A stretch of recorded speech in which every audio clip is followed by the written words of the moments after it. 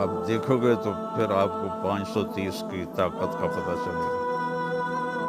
اس وقت یہاں کون سے ایسے اسباب تھے؟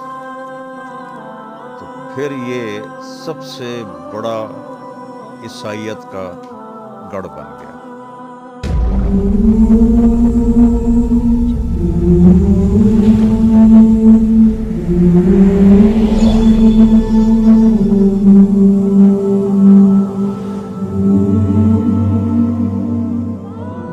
الصلاۃ والسلام علی رسولہ الکریم وعلی آلہ واصحابہ اجمعین۔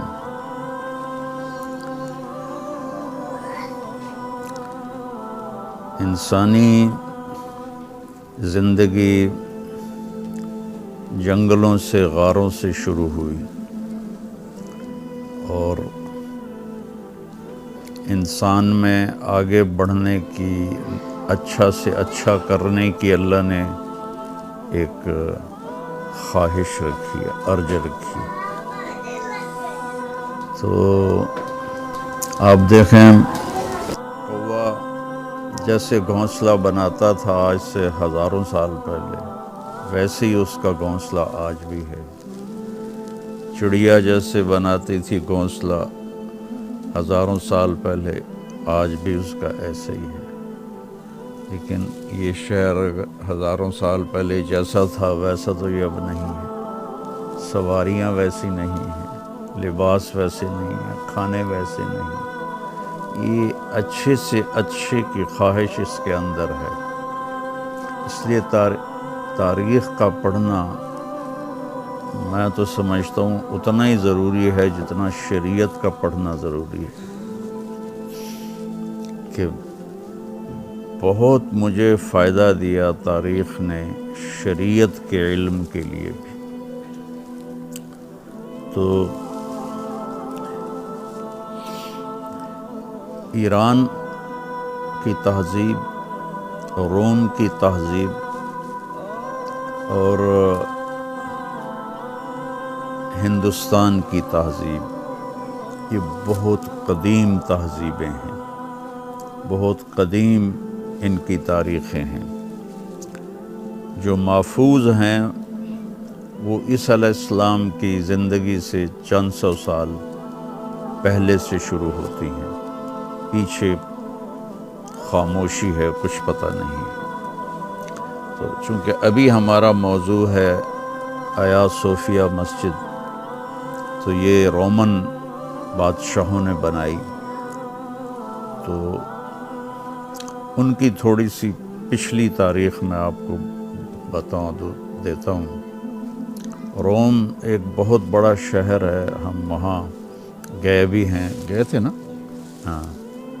تو شروع میں عیسیٰ علیہ السلام کے آنے سے کئی سو سال پہلے یہ 6-7 دیہات تھے، قریب قریب، اور اس میں لاطینی لوگ رہتے تھے۔ یہ ابتدا ہوئی ہے روم کی، کہ شہر کی، اس کی سلطنت کی، اس کے عروج کی، ان 7 دیہاتوں سے۔ تو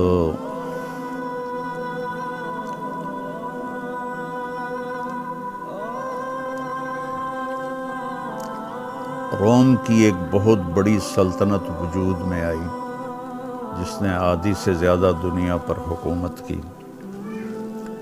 پھر 4 صدی میں، یعنی عیسیٰ علیہ السلام کی 308-9 عیسوی میں 2 حصوں میں تقسیم ہو گئی رومن امپائر، ایک ویسٹرن، ایک ایسٹرن۔ جو ویسٹرن تھی وہ 470 عیسوی میں جرمن کے وحشی قبائل نے تباہ کر دی، اور وہ اس کا خاتمہ ہو گیا، اور وہاں دوسری بادشاہتیں چلنے لگیں۔ اور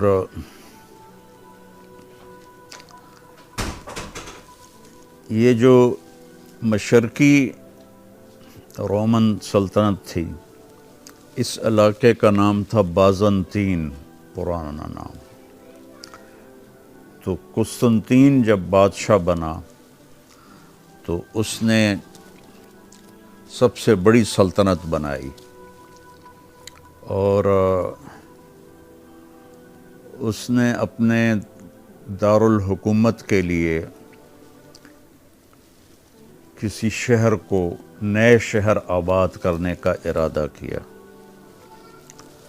تو وہ اتنا سمجھدار انسان تھا، اس سے ہزاروں سال بعد ناپولین آیا جو بہت بڑا جرنیل گزرا ہے۔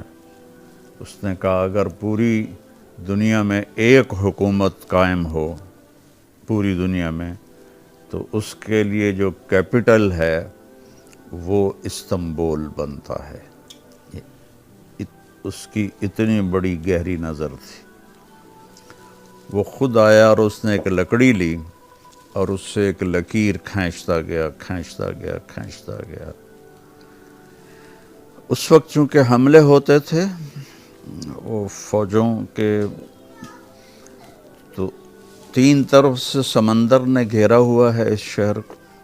یہ سامنے والا استنبول تو بعد کا بنا ہوا ہے، تین طرف سے سمندر، وہاں سے حملہ نہیں ہو سکتا، کیونکہ اس وقت جو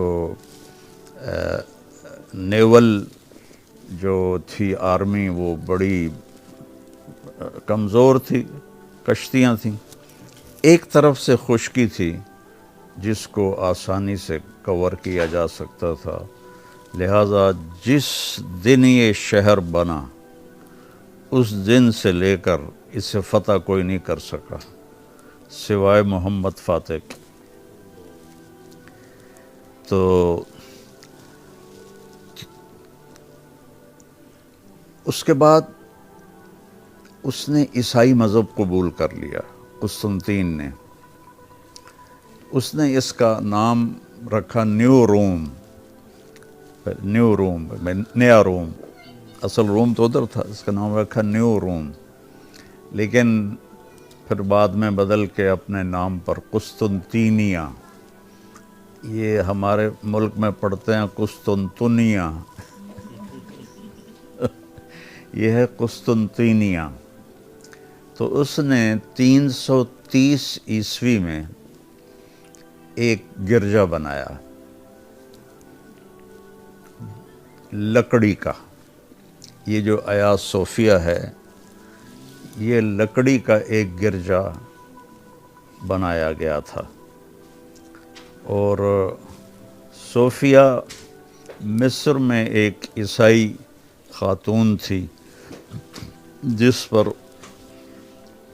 وہاں کے بت پرست بادشاہ نے بہت زور لگایا کہ وہ اپنا مذہب چھوڑ دے، تو اس نے انکار کیا، تو اس پر اس کو بہت عذاب دیے، سزائیں دیں اور قتل کر دیا۔ تو یہ خبر اس وقت، یہ چونکہ قسطنطین اپنے وقت کا سب سے بڑا بادشاہ تھا، اور عیسائیت اس نے قبول کر لی تھی، تو اس نے پھر اس کا نام صوفیہ رکھا، صوفیہ، اس عورت کے نام پر صوفیہ۔ 530 عیسوی میں وہ جل گیا، 330 اور 200 سال کے بعد اس کو، لکڑی کا تھا، اس کو آگ لگ گئی۔ اس وقت جو بادشاہ تھا اس کا نام بھی قسطنطین تھا، جو اس وقت بادشاہ تھا۔ اس نے کہا میں نے ایک ایسا گرجا بنانا ہے جو سلیمان علیہ السلام کے ہیکل کو بھی پیچھے چھوڑ دے۔ تو 7 سال 10,000 مستری مزدور اس پر کام کرتے رہے، اور اس کی جو وہ ابھی آپ دیکھیں گے اوپر ٹاپ کے جو کتنے ہیوی ویٹ ہیں، وہ کتنی دفعہ گر جاتا تھا، وہ جوڑتے تھے وہ وزن کی وجہ سے گر جاتا تھا. تو پتہ نہیں پھر اس زمان آپ 530 عیسوی کا اندازہ لگائیں، آج 2024 ہے، تو وہ کیا آرکیٹیکٹ تھا، اور وہ بازو کی طاقت تھی جس سے انہوں نے اس کو آخر کرتے کرتے وہ اس میں کامیاب ہو گئے.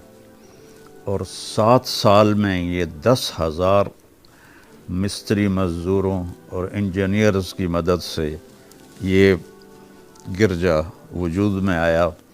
تو اس کو جب اس نے دیکھا نا تو اس نے کہا آج میں نے سلیمان علیہ السلام کے ہیکل کو پیچھے چھوڑ دیا ہے.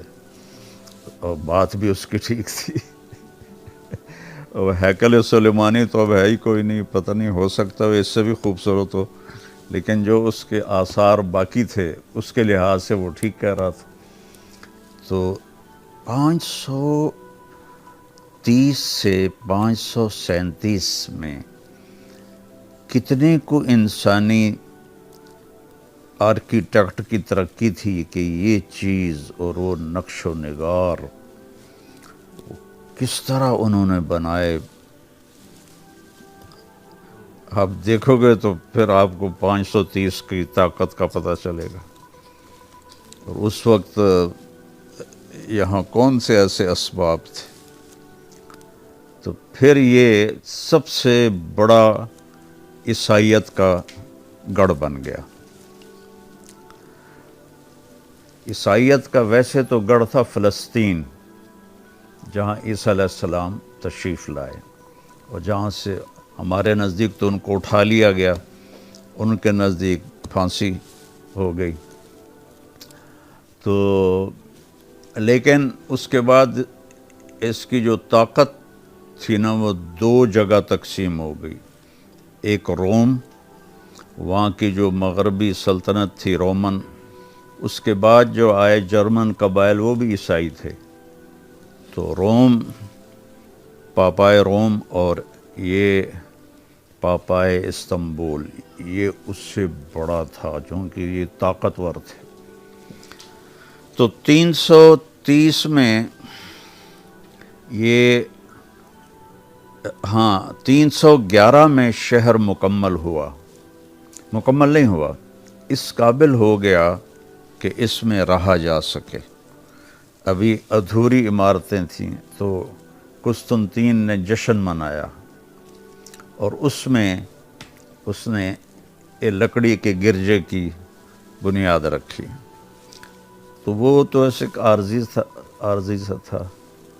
تو مکمل اس کے بیٹے استنبول نے کیا. تو پہلے اس کا نام قسطنطینیہ ہی چلتا تھا، پھر جب عثمانی آئے تو انہوں نے اس کا نام استنبول کر دیا اس کے بیٹے کے نام پر، اور اس کا نام ویسے مٹانے کے لیے. تو 311 سے لے کر 1453 تک کوئی اس کو فتح نہیں کر سکا.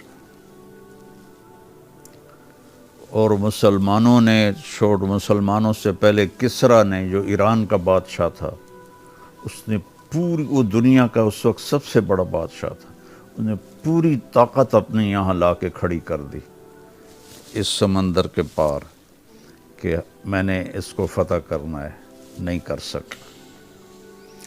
اور اس کی قدرتی رکاوٹ یہ سمندر تھا. اور انہوں نے ایک نا بہت بڑی لوہے کی زنجیر تھی جو چونکہ ایک جگہ بالکل سمندر تنگ ہو جاتا ہے، وہاں لگائی ہوئی تھی. تو اس طرف سے کوئی بحری جہاز آگے جا نہیں سکتے تھے. تو 1453 میں 1450 میں محمد فاتح بادشاہ بنا. 21 سال کی عمر تھی اس کی اس وقت. یہ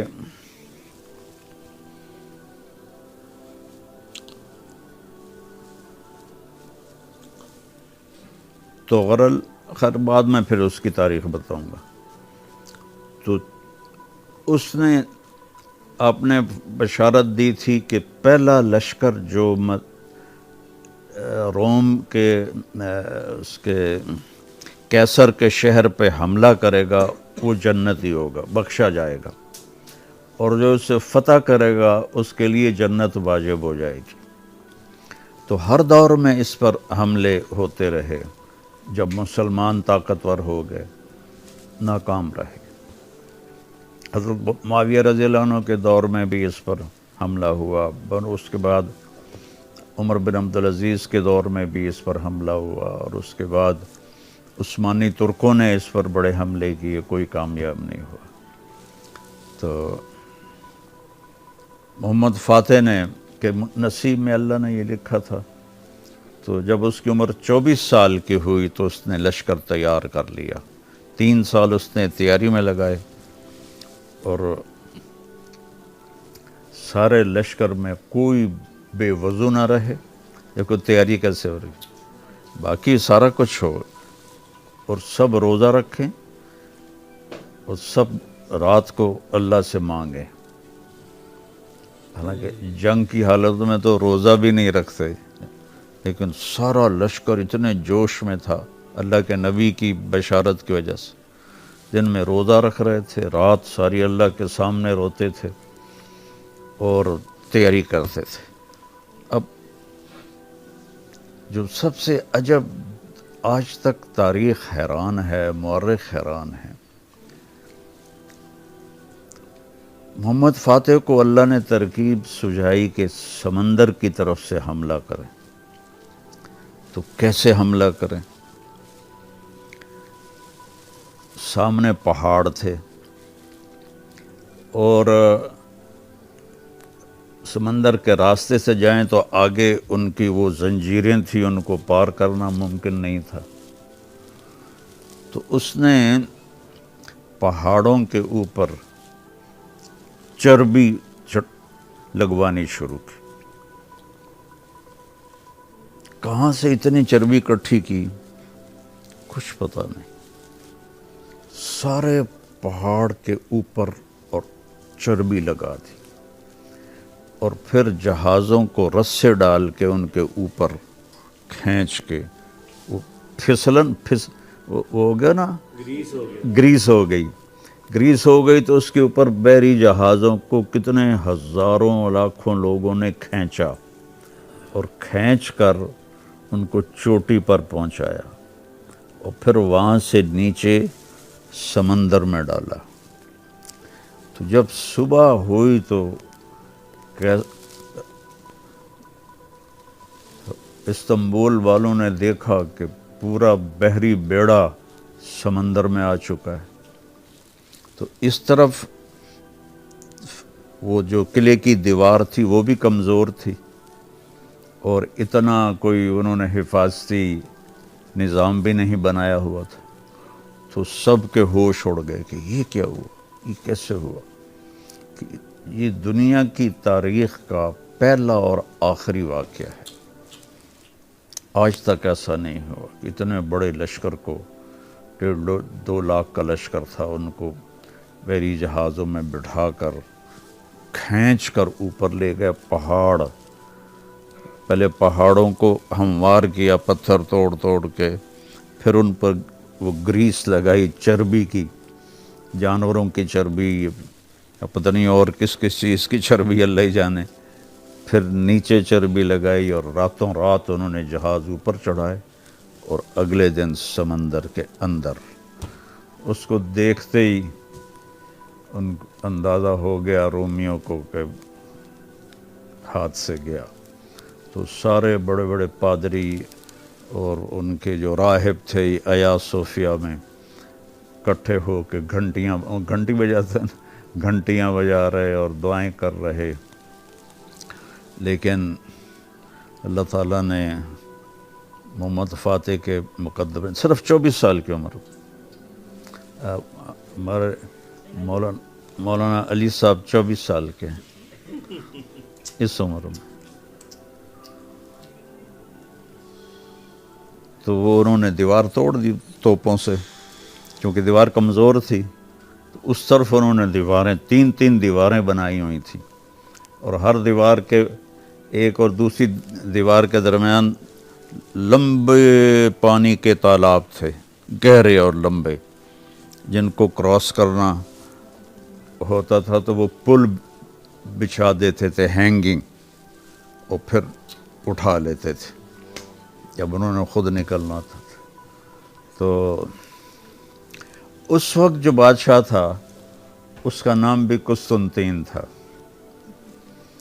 قسطنطین سے شروع ہوا، 11 مئی کو اس نے خط کھینچا منگل کے دن، اور 29 مئی بدھ کے دن 1453 کو اسلامی فوجیں استنبول میں داخل ہو گئی۔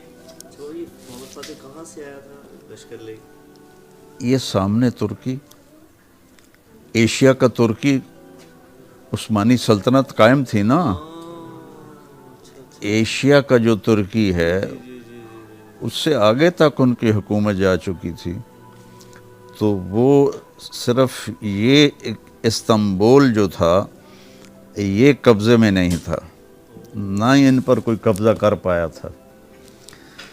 تو جب وہ داخل ہوا تو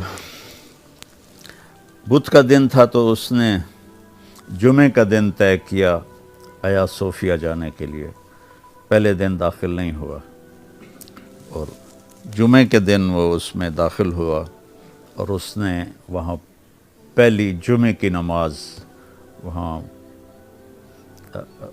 اپنے جو بھی اس وقت تھے عالم ان سے پڑھوائی، اور اسے مسجد بنانے کا اعلان کیا۔ تو اس کے حسن اور خوبصورتی میں وہ 537 والوں کا سارا ہاتھ ہے۔ یہ تو صرف اس کو محفوظ رکھتے رہے۔ پھر یہ 1453 سے لے کر 1553، 1600، 1700، 1800، 1900، یہ کوئی تقریباً کوئی 450 سال مسجد رہی۔ تو 1923 میں عثمانی حکومت ختم ہو گئی۔ ان کا آخری بادشاہ تھا عبد الحمید، اس سے پہلے تھا عبد المجید، جس نے مسجد نبوی بنائی، پرانی مسجد نبوی، اور حرم شریف کی جو پرانا ترکی حرم توڑ کر اسی کے نمونے کا بنایا۔ یہ 1900 کہتا ہوں، باب عبد المجید وہاں اب بھی لکھا ہوا ہے۔ اس نے یہ استنبول کے ایشیائی حصے سے ٹرین چلتی تھی اور مدینے تک جاتی تھی، مدینے تک ریل بچھائی ہوئی تھی، جو کہ سارے راستے میں حکومت عثمانی ترکوں کی تھی۔ تو لارنس آف عربیہ ایک مووی بنی تھی، لارنس ایک تھا انگریز، اس نے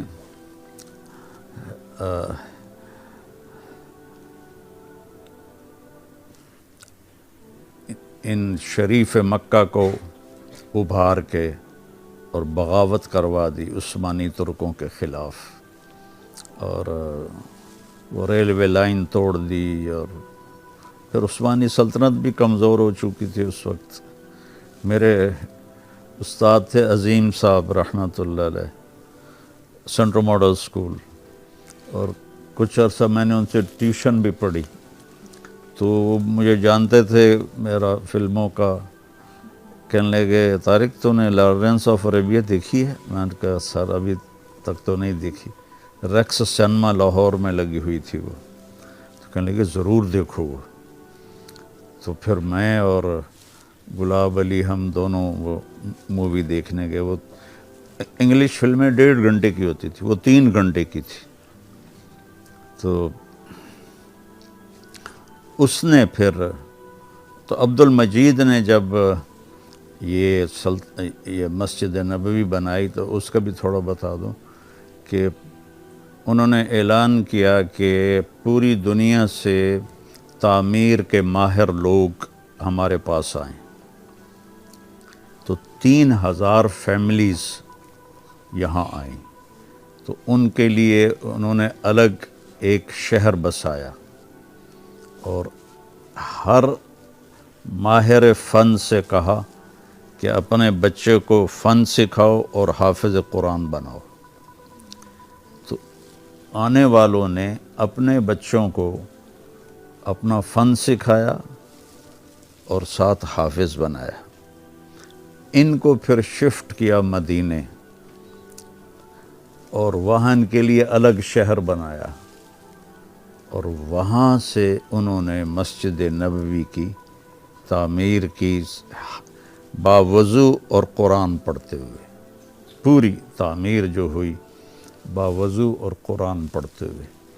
اور اگر کوئی پتھر، چونکہ ہاتھوں سے ہی ساری تراش خراش تھی، وہ کم زیادہ ہو جاتا تو مسجد میں نہیں اس کو کاٹتے تھے ہتھوڑوں سے، وہ واپس لے جاتے تھے اسی جگہ پر جہاں ان کو بسایا تھا، وہاں جا کر اس کو وہ تراشتے تھے، کاٹتے تھے، پھر آ کر لگاتے تھے کہ مسجد میں شور نہ ہو۔ اور جب یہ مسجد بن رہی تھی، اللہ تعالیٰ ملک فہد کے درجے بلند کرے، اس کی بخشش کے لیے کافی ہے، تو وہ جو تھے وہاں انجینئر، وہ سگریٹ بھی پی رہے ہوتے تھے اور جوتے بھی پہنے ہوتے تھے اور کلین شیو بھی ہوتے تھے، پتہ نہیں کون تھے، جو پوری دنیا سے انہوں نے بھی بلائے تھے۔ ایسے ہی بیت اللہ بھی بنایا، انہی حفاظ اور معماروں نے بیت اللہ بھی بنایا۔ اور جب سلطان عبد المجید آیا تو دیکھ کر ہنسنے لگا کہ میں نے اتنے پیسے بھیجے تھے کہ مسجد نبوی تو سونے کی بنتی، پر اس زمانے میں بھی یہ 2 نمبری اتنی ہوئی مسجد نبوی کے بنانے میں بھی اور بیت اللہ کے بنانے میں بھی۔ تو اللہ تعالیٰ خیر کرے، اور آخری قرب میں یہ یہودی اس پر قبضہ کر لیں گے، ترکی پر اور استنبول پر، پھر مہدی علیہ السلام شام سے چلیں گے اور آ کر استنبول کو فتح کریں گے۔ تو اس کی فتح کے بعد وہ خبر پھیل جائے گی کہ دجال آ گیا ہے، دجال، تو اسی وقت پھر یہاں سے واپس لشکر روانہ ہوگا ملک شام کی طرف۔ تو ابھی وہ آیا نہیں ہوگا، ایسی افواہ پھیلی ہوگی، تو اس وقت پھر ان کے پہنچنے کے بعد پھر دجال آئے گا۔ تو اللہ تعالیٰ بھلا کرے۔ طیب اردگان کا اس سے میرے خیال میں 2021 میں اس کو مسجد میں تبدیل کیا، بہت مخالفت ہوئی، لیکن اس نے اس کو مسجد میں تبدیل کیا، اور اب ماشاءاللہ وہ مسجد ہے۔